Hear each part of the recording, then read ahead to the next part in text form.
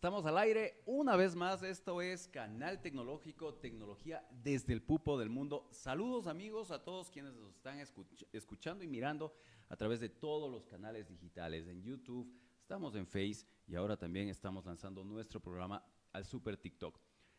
Este programa realmente me place hacerlo por una razón muy especial y se enfoca justamente en uno de los temas más interesantes e innovadores que tenemos y que es la energía solar. Y por eso le hemos invitado a un super crack en estos temas para que nos converse. Bueno, ¿y qué mismo es esto?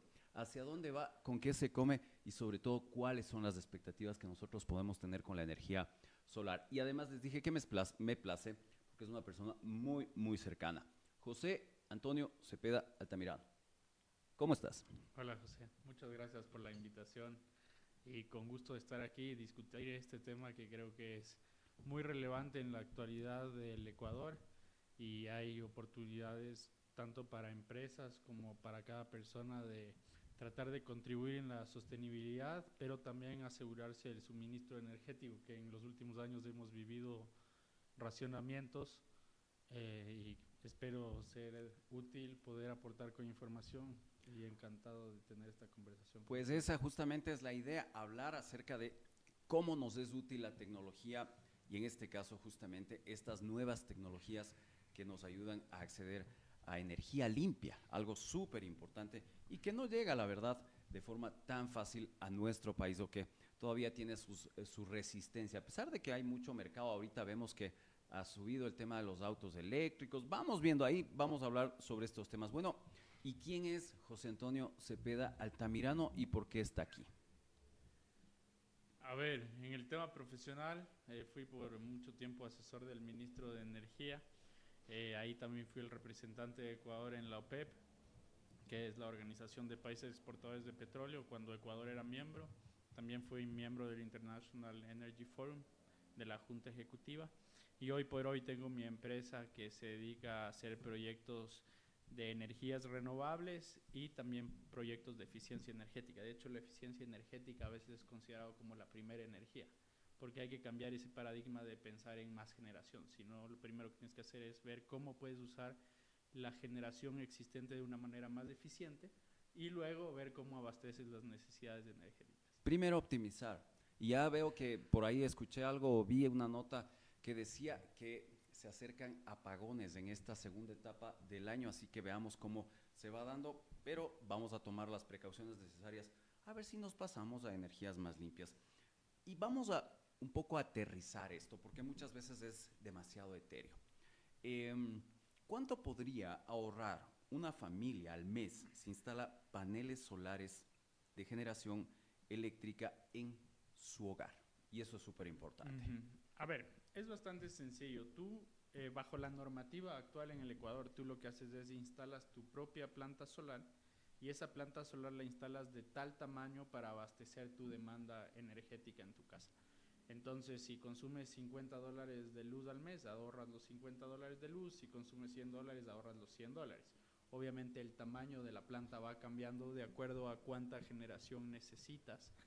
Y parte de lo que se hace cuando se quiere hacer uno de estos proyectos es evaluar cada caso porque hay diferentes consideraciones. Creo que es importante entender que la tarifa en Ecuador no es una tarifa plana, o sea, Uh-huh. no es como que siempre pagas 9 centavos del kilovatio, que es el valor que la gente tiene en mente, que es lo que cuesta la energía, sino si tú tienes una casa grande que consume más de 500 kilovatios, va subiendo la tarifa e incluso llega a valer 30, 40 centavos del kilovatio hora. O incluso con las empresas y pequeñas medianas también tienes otra tarifa, Sí, totalmente diferenciada. son tarifas diferenciadas, pero en cambio en las empresas sí son tarifas planas. Ah, O ya, sea, ok. ahí, Buena ahí, aclaración. ahí lo que importa en las empresas es el voltaje, o sea, el nivel de tensión al que te conectas y tienes diferentes tarifas.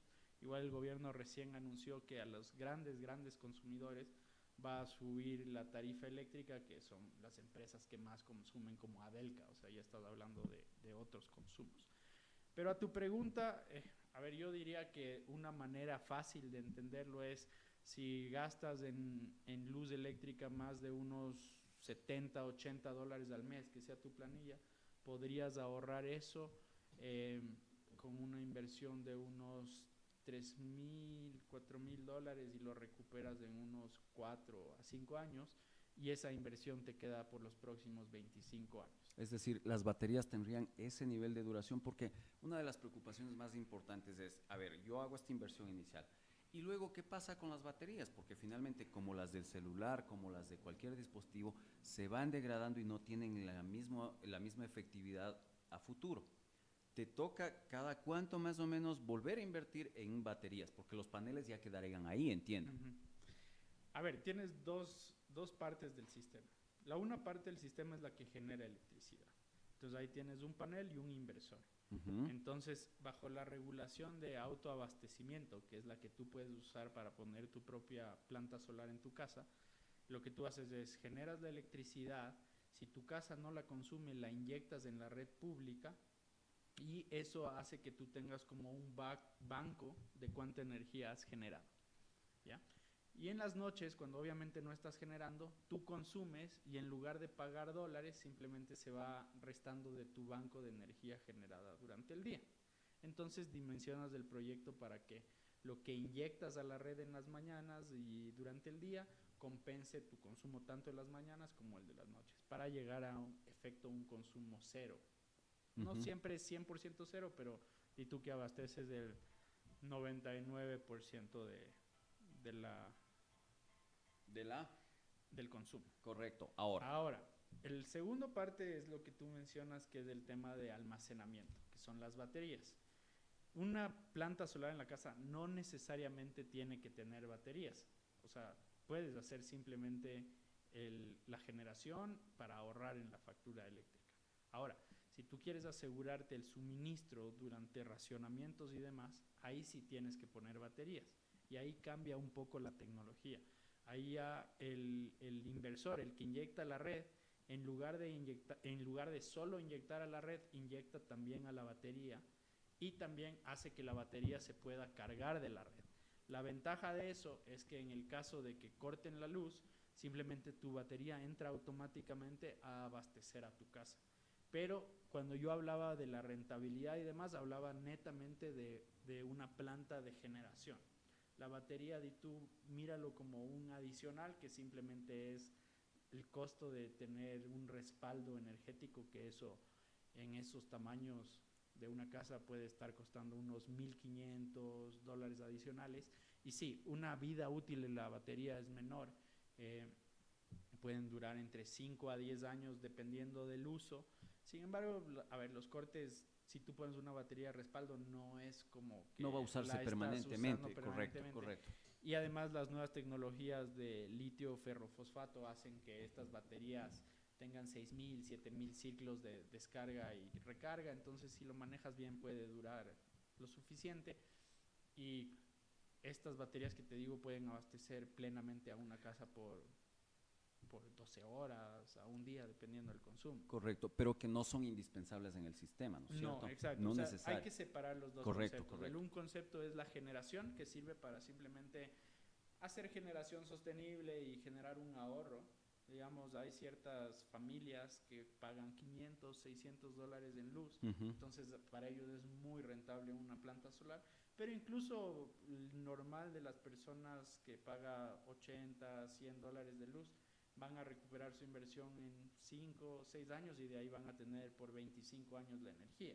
Y eso estamos tomando en cuenta, o sea, la recuperación que estoy mencionando, estamos tomando en cuenta que no suban las tarifas eléctricas. Ahora, si suben las tarifas eléctricas, obviamente el tiempo de recuperación va a ser mucho más rápido, porque en el momento que tú pones la planta ya se transforma simplemente en un neteo de lo que tú generas versus lo que tú consumes. No por dólares, sino por kilovatios hora, que es la unidad de energía. Correcto. En este caso. Para ver si, y un poco aterrizar a las personas que nos están mirando a través del canal tecnológico en los distintos espacios, tienes en este caso los paneles. Esos Exacto. paneles se conectan a esta planta que conserva la energía o que genera energía. No. ¿Transforma la energía? Tú tienes los paneles en algún lugar que les dé el sol, correcto, por lo general en el techo, y esos paneles generan la energía. Esos paneles hacen una cosa que se llama corriente continua, ¿ya? que simplemente es corriente positivo, negativo y sale la corriente eléctrica, los electrones. Correcto. Pero nosotros en las casas usamos corriente alterna, que es simplemente que positivo y negativo va cambiando a cada rato. Entonces necesitas, para poder usar cualquier aparato, transformar esta corriente continua en corriente alterna. Entonces eso es un aparato que se llama inversor. Entonces la energía generada por el panel va al inversor, que le transforma a la energía en corriente continua y alterna, y luego esa energía va a ser inyectada en la red pública o en nuestra casa para Y la nuestro usas consumo. en este Y caso, la ¿no es uso. cierto? La usas Ahí, esa es la que directamente. uso. En el caso de que quieras una batería, tienes la batería de almacenamiento y la batería también almacena corriente continua. O sea, la de los celulares trabaja en corriente continua, las baterías trabajan en corriente continua, el carro es corriente continua. Entonces almacenas la corriente y en el caso que tú requieras usarlo para la casa, simplemente vuelve a pasar esa corriente por este inversor que le transforma en alterna para que puedas usar en los normales tomacorrientes. Entonces así funciona más o menos. Pero por eso te digo, hay tres partes. O sea, la generación, el inversor que digamos es el cerebro que hace que traduce Correcto. la energía para la energía normal. Y de ahí, por otro lado, si quieres o no quieres, tienes la batería en el caso de que quieras Almacenar. cuidarte de Correcto. eh, potenciales cortes de luz, ¿no? Excelente, realmente la explicación, y con eso nos queda mucho más claro del esquema de funcionamiento.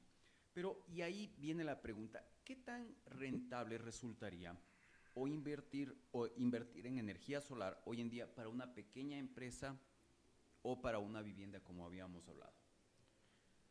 A ver, en el caso de una empresa depende de algunos criterios y uno muy relevante que es difícil de estimar así de manera global es cómo va a ser la conexión a la red. Porque cuando hablamos de una empresa ya estamos hablando de demandas más grandes.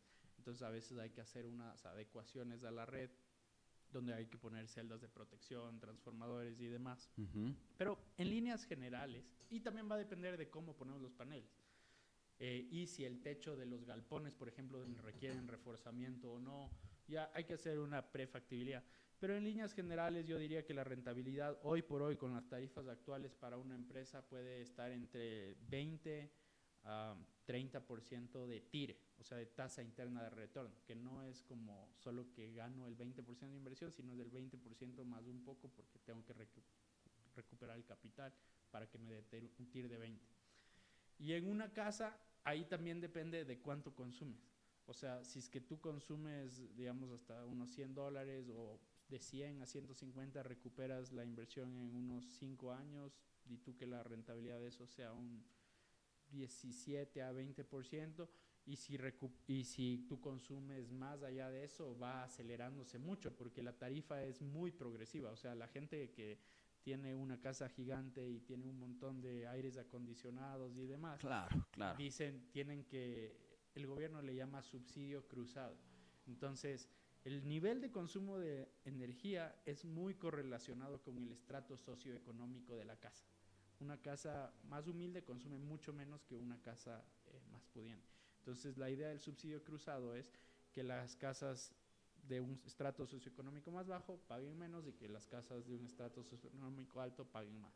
Entonces, para las casas de un estrato socioeconómico más alto, va a ser mucho más rápido recuperar la inversión de su planta porque simplemente están pagando una tarifa mayor. Pero Correcto, que finalmente ya con la inversión que ya hacen, la van a recuperar tal vez en mucho menos tiempo que un hogar menos exacto. pudiente. Pero en líneas generales, o sea, mínimo va a ser un 15% de rentabilidad en el ahorro que tú tienes. Y poniéndote a pensar, o sea, si una póliza en el banco te paga 8 o 9%, ¿por qué no pones, claro que sí. ¿por qué no pones $5,000, $6,000, que es lo de tu casa, y le renta y te genera el 15% por 25 años? O sea, es bastante sencillo el tema. Y es bastante bueno porque finalmente vas a terminar eso viéndolo en menos desembolso mensual por concepto de este rubro específico que sí es importante en algunos hogares ecuatorianos. Exacto, y además también no solo ahorras la tarifa de luz, sino también ahorras las tasas de bomberos y las tasas de recolección de basura. Entonces ahorras todo eso porque esas tasas se calculan hoy por hoy proporcional a tu consumo de luz. Entonces, por eso es que es un poco más de ahorro. Y la verdad es que he visto que hay tasas súper elevadas en ese ámbito, así que no nos caería nada, para nada mal, pero este tipo de optimización. ¿Qué facilidades o barreras existen actualmente para quienes quieren pasarse en energía solar en Ecuador? Es decir, ¿hay algún tipo de beneficio? Como el tema, por ejemplo,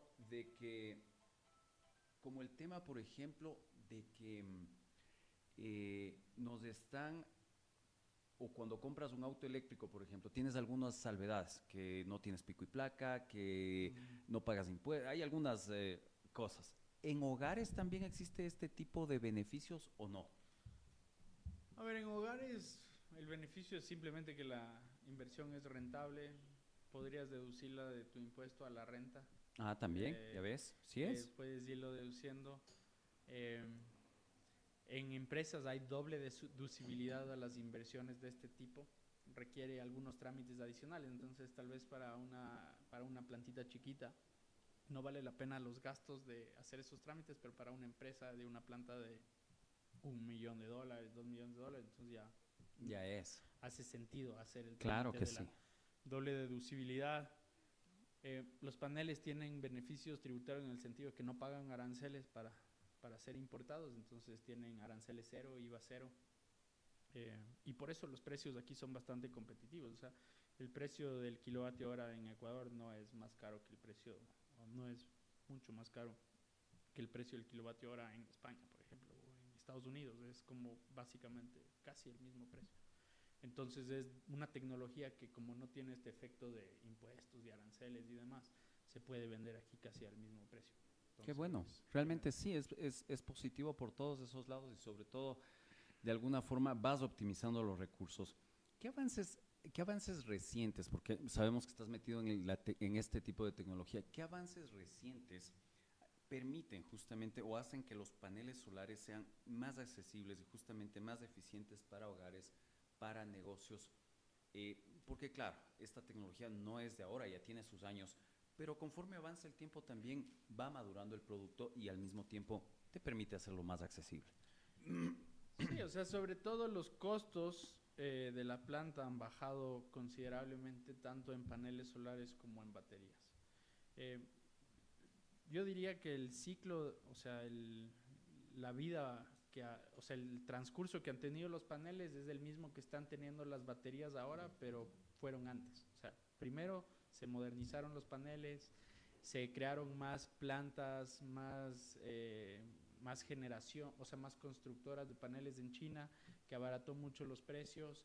Y digamos, de lo que antes te costaba, no sé, pone $2,000 hacer un kilovatio de potencia, ahora estás hablando que puedes instalarlo por $800, $900. O sea, ha bajado más del 50% en los últimos 3, 4 años. Ujú. Entonces, eso refleja que luego se vuelve rentable.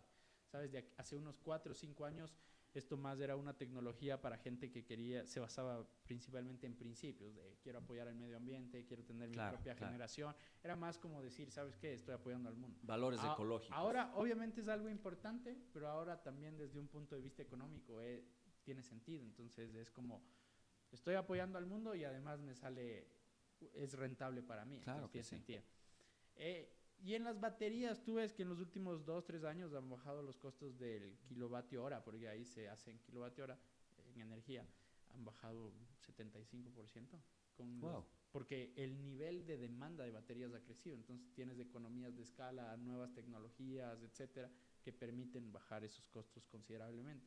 Y en baterías, sobre todo, la tecnología ha cambiado mucho, entonces permite mejores composiciones químicas que permiten mayores ciclos de carga y descarga que van a tu pregunta inicial de cada cuánto hay que cambiar las baterías, etcétera. La tecnología que tenemos ahora es infinitamente diferente a las baterías que antes se Claro. manejaban de ácido, que tenías que cada cierto tiempo se ensanchaban y tenías que botar la batería. Entonces los celulares, los carros y todo eso ha hecho que la industria de las baterías progrese mucho. Y ahora el siguiente paradigma en baterías son estas baterías de estado sólido, que todavía es un tema que no se ha puesto en producción comercial, pero también van a aumentar mucho la densidad energética que va a tener esa batería. Entonces va avanzando, pero creo que estamos en un punto donde las energías renovables, sobre todo la solar, que es la que estamos hablando en este momento, han logrado establecerse de una forma de que no solo sean interesantes desde un punto de vista ambiental y de responsabilidad con el mundo, sino también desde un punto de vista económico. Entonces creo que ahí es cuando hay el real cambio, porque si bien es cierto, hay muchas personas que apoyan solo desde un punto de vista ambiental, cuando ya es económicamente viable es cuando ya comienza esta tecnología a suplantar otras tecnologías. Y la idea sería masificarlas. Me hablaste justamente del desarrollo de las baterías y la ingeniería. ¿En los paneles también hemos tenido los mismos avances o los paneles siguen tal como se los creó y diseñó o también han avanzado tecnológicamente justamente para abaratarlos, para tener mejores posibilidades? Sí, o sea, claramente los paneles van mejorando, van logrando poner más capacidad en menos espacio, tener más eficiencia. Tú estás hablando que hoy los paneles con más tecnología y los estándares mundiales están llegando a una conversión de un 23% más o menos, un poquito más tal vez. 23%, ¿qué es? Del 100% de energía que viene el sol, el panel logra transformar el 23% a electricidad. Pero hay una barrera física que impide hoy por hoy con la tecnología existente que esa frontera vaya subiendo más a que yo transforme el 100% de la energía fotovoltaica. No hay hoy por hoy. Hay componentes que se han visto que tal vez son mejores para transformar, pero no son estables. Entonces, de alguna manera la tecnología sí ha cambiado, ha avanzado, pero en paneles no es tanto el avance como lo que se ve ahora en baterías, porque paneles es una industria un poco más madura y que tecnológicamente, no digo que no hay nueva innovación, solo que ya está en un punto que tiene sentido. Correcto. Cuando hacemos entonces o vamos viendo estos avances en el ámbito de la producción de energía más limpia, específicamente la solar, vemos que hay en este caso nuevas soluciones o nuevas posibilidades, tanto en baterías cuanto en paneles. Sin embargo, son dispositivos y en algún momento también requieren mantenimiento. ¿Qué tan seguido se lo hace o les dejo ahí los 25 años y digo, oiga, dejó de funcionar, ahora sí venga a darme una mano? Bueno, como tú decías antes, es diferente los años de vida útil de cada equipo. Los paneles en general es una tecnología que dura 25 años. De hecho, los paneles vienen con garantía de 25 años. Entonces, eso básicamente el mantenimiento que tienes que darles es limpiarles. Porque si es que tienen mucho polvo, dejan de producir mucha electricidad. Entonces, es coger un trapeador, les pasas y ya está. Con que pase eso una vez al mes, dependiendo de dónde estás. En el desierto tienen que hacerlo más seguido. Aquí una vez al mes y ya está. Y los inversores en general tienen una vida útil de entre 5 y 10 años. A veces se dañan ciertas tarjetas que tienes que cambiarle el componente o a veces tienes que reemplazar el inversor. Pero en el modelo económico de esto ya se incluye ese tipo de cosas. O sea, los paneles 25 años, los inversores a veces hay que reemplazarlos porque se van desgastando. Pero en general no es como un motor porque no hay combustión. O sea, es como, por ejemplo, si tú comparas el mantenimiento de un auto a combustión con un auto eléctrico, es infinitamente inferior el eléctrico porque al no haber líquidos como aceites, ni quemar nada, ni ese tipo de cosas, sino simplemente electrones, hace que sea mucho más, o sea, requiere mucho menos mantenimiento. Por supuesto, claro, está allí, cumple con su trabajo y no es que le llevo cada 10.000 kilómetros a hacerle el cambio de aceite o ese tipo de cosas. Ahora, ¿cuánto dura, estimado, un inversor? A ver, vienen con garantía de 5 años. ¿Ya? Y por lo general los fabricantes te dan la opción de extenderla a 10 años y la puedes ir extendiendo cada 5 años. Pero sí, pueden durar 10 años. Hay inversores que han durado 20 años. Lo que te digo es en la inversión que hacemos, o sea, tienes que primero saber que invertir con buenos inversores, o sea, comprar buenos inversores de marcas de renombre como Huawei, Sungrow, SMA, los típicos. Ya te da un respaldo. Claro, porque Claro. ya sabes que tienen trayectoria, sabes que son líderes en el mercado, sabes que cumplen con estándares internacionales y demás. Y luego simplemente no necesitan mayor mantenimiento, hacer una buena instalación, tener una buena ventilación, ver que en la medida de la posible no estén en lugares húmedos y ese tipo de cosas que simplemente, y si lo manejas bien, pueden durar 10, 15 años. Para una gente o para una persona o una familia más bien de clase media promedio, ¿cuánto costaría una instalación de este tipo que cubra sus necesidades? A ver, si tú estás hablando solo de la parte... Yo sé que hay mucha ingeniería detrás de los datos, Sí, pero, sí. pero quiero algo, digamos, que pueda Sí, acercarse. algo Exacto. por ahí. Ajá. Correcto. A ver, si tú estás hablando de solo la parte de generación, para que tú ahorres en la planilla de luz, estás hablando de que te puede costar unos 3,000 a 5,000 dólares, dependiendo de cómo es el techo, cómo hay que hacer la instalación, qué tanto cableado hay que hacer, el tamaño de la potencia que hay que instalar, pero ponle 3 a 4, solo de 3 a 5, solo del tema de generación. Y si a eso tú le quieres agregar una batería, entonces súmale unos 1,500 dólares adicionales de la batería para abastecer las necesidades de un hogar. Ahora, tú tienes la batería, asumamos que hay un corte eléctrico, la batería te puede durar más si tú tienes conciencia de los equipos que consumen más luz. Claro. O sea, las luces dan Desconecto igual. la refri. No tienes que desconectar, pero por ejemplo no abrir la refri. Porque cuando tú tienes cerrada la refri como está aislado, el motor, el de refrigeración, no entra en acción por lo general, sino solo se mantiene a una temperatura.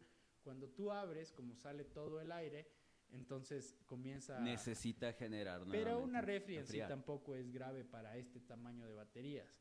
Para este tamaño de baterías lo que sí te puede consumir mucho son bombas.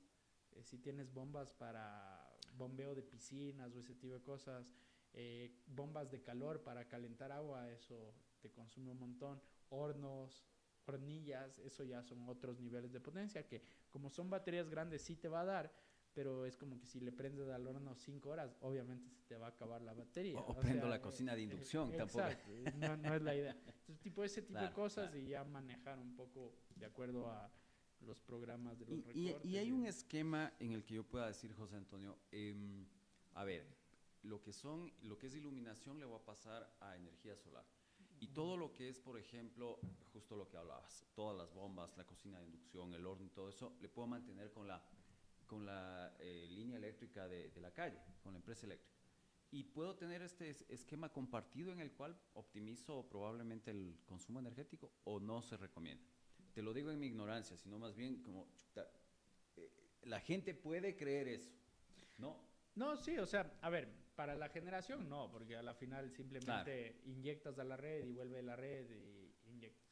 Para la parte del abastecimiento con baterías, en casos de que tú no tengas energía de la red, lo que haces es seccionas cargas. Entonces solo conectas ciertas cargas, luces y demás, router del internet y refrigeradoras a la batería.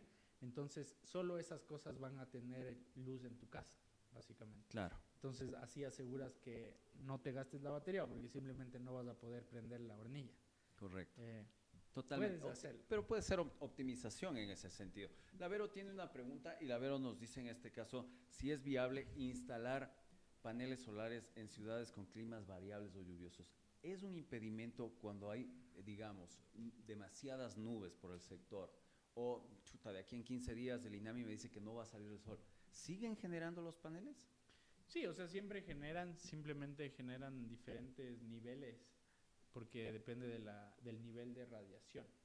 Pero bueno, para nuestro contexto que es Ecuador, la radiación en Quito es muy buena, la radiación en Ibarra es muy buena, la radiación en general en la cordillera es buena porque al estar en las montañas y estar en el Ecuador tienes una radiación fuerte, que también es un problema porque tenemos que usar bloqueador solar, pero para los paneles es bueno.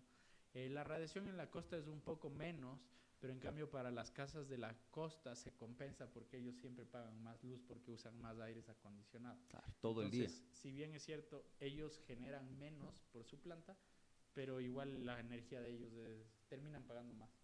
Entonces, sí, dependen de múltiples factores, uno de esos son nubes, lluvias, etcétera, pero hay un mapa global que se llama Solar Atlas, que puedes ver cualquier parte del mundo cuál es el nivel de radiación. Entonces, Quito está bien. Estamos bien ubicados para los paneles, pero para nuestra piel, protector solar. Así que, por un lado bien, por otro lado nos afecta. ¿Crees que la energía solar puede convertirse en una alternativa para cerrar brechas energéticas, especialmente zonas rurales, zonas aisladas, en donde no tengo el acceso? ¿Por qué no se ha hecho, digamos, algún proyecto así en ese sentido? Claro, tenemos redes inmensas en Ecuador, pero no sé si existe esa alternativa. Sí, o sea, todo es un tema de económico, ver qué es más barato. O sea, si hacer un sistema aislado de generación renovable o unirlo a la red y simplemente abastecerlo de la red con un sistema de generación renovable que entre a la red y la red abastezca a las zonas aisladas. Siempre es un tema económico. Costos. Costos. De ahí también en lugares pequeños, cuando el consumo es muy pequeño, o sea, una casa chiquita de gente aislada casi no consume nada de luz. Entonces sí, puedes tener 2 paneles, pero te sale caro porque no es lo mismo poner 10, 15 paneles juntos más del inversor, a que si solo te pongo uno, igual voy a tener que hacer toda la inversión. Entonces, así es. No toda, pero se vuelve más caro. Correcto. Sin embargo, la empresa eléctrica de Quito tenía un programa para los lugares donde no tenían servicio que les instalaba un kit solar y podían recargar ese kit solar pero son más como proyectos así para ver qué tal. En lugares como Galápagos puede ser una alternativa bastante interesante. Y de hecho, tomando en cuenta que Galápagos la energía es mucho más cara porque ellos generan básicamente con diésel. Entonces tiene mucho sentido hacer este tipo de cambios. Hay un proyecto que en su momento se aprobó para abastecer un parte de las islas con esto. Y bueno, no se ha implementado todavía por temas legales, normativos, burocracia. El costo de la tarifa tampoco era tan barato el que terminó siendo adjudicado, pero sí, hay soluciones técnicas. En general, yo creo que lo que hay que ver es la energía renovable no va a sustituir, o sea, no vamos a ir solo a un mundo de paneles solares o solo a un mundo de nuclear, que ahora en Ecuador está de moda hablar de nuclear sin saber lo que es. Así es. Pero bueno, no vamos a ir a un mundo nuclear, no vamos a ir a un mundo de gas, sino vamos a ir a un mundo en el que haya todas las energías o usemos la mayoría de fuentes de energías y usemos la naturaleza de cada energía aprovechándola.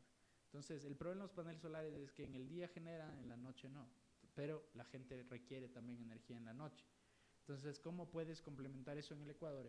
Tengo los paneles solares en el día, no cierro mis embalses de Masar, por ejemplo, o sea, del complejo Paute en el día y ese rato abastezco de los paneles solares, ahorro agua y en la noche suelto el agua y ya estoy generando, o sea, estoy manejando mejor mis embalses. Optimización, finalmente. Me da flexibilidad. O si es que hay una demanda mayor, prendo las plantas termoeléctricas que ahora están construyendo o queriendo construir y compenso. Entonces, tienes que tener varios fuentes de energía y complementarlas entre sí. No puedes depender de una sola y eso ha quedado demostrado justamente cuando hemos visto estos racionamientos que ya los vivimos y que justamente se dan por esta falta de previsión y sobre todo había un aspecto importante en el que se analizaba de que la energía no puede estar centralizada también solo en el Estado, sino también debe haber en ese sentido competencia abierta para que otros proveedores puedan también generar energía. ¿Cuál es tu criterio respecto de en esa línea, José Antonio? A ver, mi criterio es que a la final, si es que el Estado sería eficiente y haría las inversiones necesarias, podría hacer la energía 100% competencia del Estado. No es que el modelo per se es malo, es que el Estado per se es malo.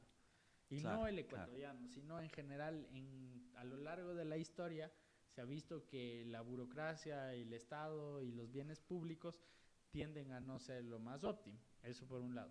Pero por otro lado, la empresa privada a veces también pide sumas onerosas, como por ejemplo el tema de la barcaza que hubo, que pagaron como 130, 140 millones de dólares para alquilar una barcaza de 100 megas por 2 años, cuando con ese dinero podías construir una planta prácticamente y tenerla para siempre en el Estado.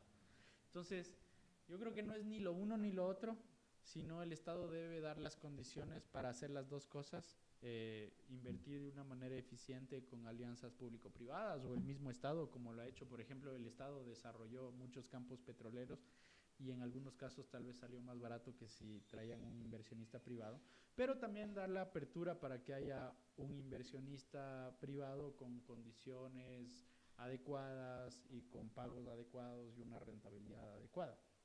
Pero creo que hay un problema conceptual y es que, por ejemplo, si yo hago una inversión en energías y tengo una rentabilidad del 15%, al Estado le parece mucha rentabilidad y a mí como inversionista me parece poca.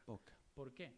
porque el bono del Estado ecuatoriano cotiza el 20%. Entonces, sin tener que hacer nada, en teoría, puedo comprar deuda externa del Ecuador y gano 20%. Y no hice nada. Y no tuve que hablar con nadie. Hice un clic y compré la deuda. Sí confiaría en la deuda, ¿me entiendes?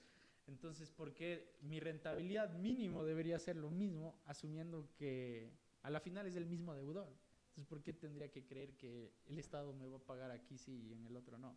Entonces, como Estado tenemos que entender eso, dar apertura a los inversionistas privados, dar seguridad. Y dar seguridad pasa por a veces adjudicar proyectos que tal vez son onerosos y simplemente asumirlo.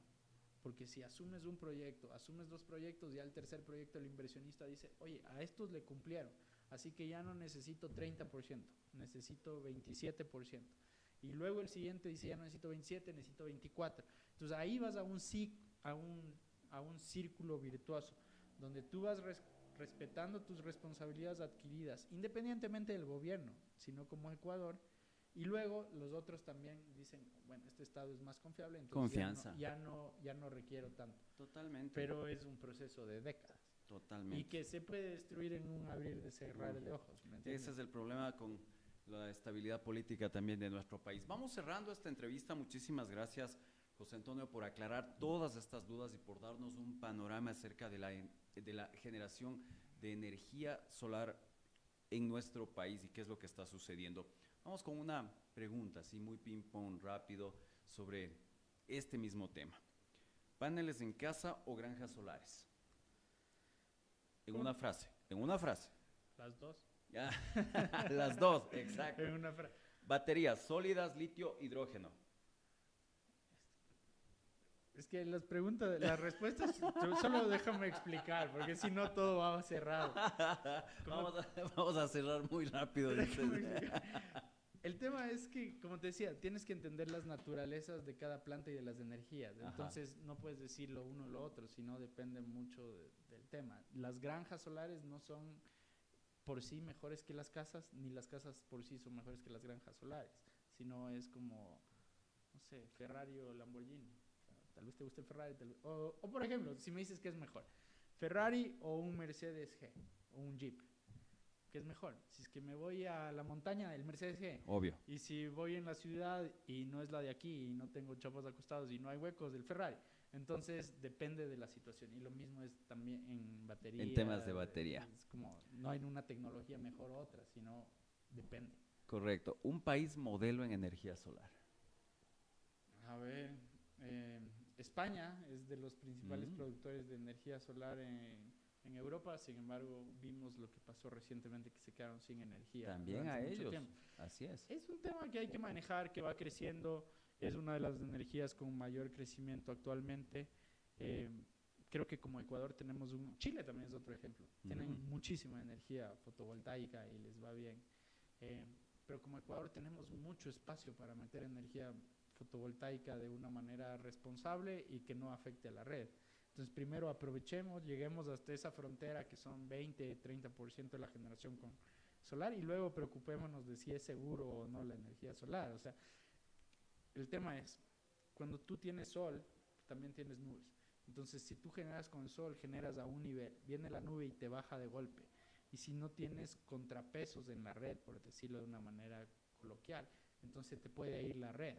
Pero eso a partir de que tienes energía renovable relevante. Aquí en Ecuador es anecdótico la cantidad que tenemos. Entonces, todavía nos falta mucho. Pero genial realmente este diálogo. Hemos conocido y realmente hemos tenido un acercamiento importante a esta alternativa energética y sobre todo cómo está llegando a nuestro país, qué tan beneficioso puede ser, cómo debería ser el esquema de compartido de generación eléctrica. Y sobre todo nos has dado de alguna forma un amplio panorama de cómo podemos ver este tema. Y resulta súper interesante tener este acercamiento de primera mano con personas que están metidas de cabeza en estos proyectos. ¿Qué tienes para este segundo semestre del año? ¿Hay algunos proyectos que ya estén consolidándose en esta línea? Bueno, nosotros como empresa estamos haciendo nuestro propio proyecto de generación, que básicamente es una granja solar. Ah, qué bien. Estamos sacando los permisos y demás. obviamente, con Lo- todo lo que eso Lo conlleva. más duro, ¿no? Entonces de aquí en un año nos vemos. Sí, ojalá. O sea, es que uno pensaría como que en un país que requiere energía agilitarían los permisos, que esto va a ser- dirían, oye, por favor, que esto va a ser estoy fácil. pagando 50 centavos, cuando tú acabes tu planta va a costarme 8. Hazlo, por favor. Claro. Y no tienes que poner un centavo, pero no funciona así el Ecuador, lamentablemente. Ojalá Tienes. algún día arreglemos eso. Y también estamos viendo un proyecto para una industria que quiere autoabastecerse con energía solar. Eso. Genial. Muchísimas gracias, José Antonio. Palabras finales de esta entrevista súper entretenida y más que todo que nos ha abierto la mente a esta generación de energía. No, primero, gracias por la invitación. También la he pasado muy bien con ustedes. Está muy bonito el lugar. No había venido. Así Chévere. que me encanta. Palabras finales, sí, piénsenlo. O sea, es algo que no solo es apoyan al mundo, sino es rentable. Hay varias empresas que lo hacen. Y creo que en general, ¿por qué no lo tendría, sabes? Lo de las baterías es una buena alternativa para olvidarte de que existen cortes de luz, porque con las baterías ni siquiera sabes que se fue la luz. Como entran en menos de 10 milisegundos, ni siquiera se apaga el foco. Qué loco. Entonces, Súper bueno. puede ser interesante y eso. Y además están contribuyendo al Estado. Cada persona que se ponga a esto va a reducir en algo el déficit energético del país. ¿Dónde te pueden contactar, José Antonio? ¿Cómo podemos tener una asesoría personalizada para nuestros proyectos, ya sea en casa, pequeña, mediana, gran industria, para poder dirigirnos o accesar a tu información? Sí, claro, en la página web, tenemos una página web de la empresa que es www.enernovare.com o mi mail también, c@enernovare.com y con gusto podemos... Enernovare. Ujú. Enernovare. Escuchen bien esto, enernovare.com. Allí es donde pueden accesar a esta información y por supuesto donde pueden ustedes cotizar, acercarse y ver cómo pueden llegar a este tipo de energía o eficiencia energética dentro de sus hogares y sobre todo aportar al Estado, al planeta, al mundo, a todo el mundo. No le caería mal en ese sentido. Exacto, hay que ayudar. Excelente. Con esto terminamos, amigos. Recuerden que esto es Tecnología desde el Pupo del Mundo, canal tecnológico todos los miércoles desde a partir de hace 8 años estamos en este espacio hablando de estos temas interesantes y sobre todo apoyando a los emprendedores ecuatorianos en ámbito tecnológico. Muchísimas gracias, amigos. Hasta el próximo miércoles, Tecnología desde el Pupo del Mundo. Gracias, José Antonio.